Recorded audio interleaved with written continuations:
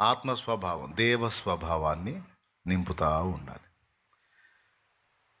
సింపుల్గా చెప్తున్నా, శరీర కార్యాలు పోవాలి అంటే అచ్చంగా వాటిని తీసేయాలని వాటి మీద గురి పెట్టొద్దు.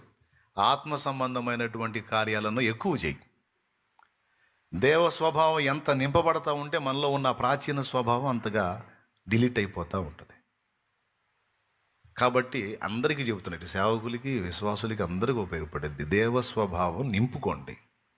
అది ఎలా వచ్చింది? మనలో వాక్యం ద్వారా వచ్చింది, ప్రార్థన ద్వారా వచ్చింది, పరిశుద్ధుల సహవాసం ద్వారా వచ్చింది, ప్రభు బల ద్వారా వచ్చింది, దేవుని వాక్యం ద్వారా వచ్చింది. అలాగ జాగ్రత్త పడితిరా, ఇక మీ రక్షణ విషయంలో ఢోకా లేదు. కానీ ఆత్మానుసారమైన జీవితాన్ని నిర్లక్ష్యం చేసిదిరా,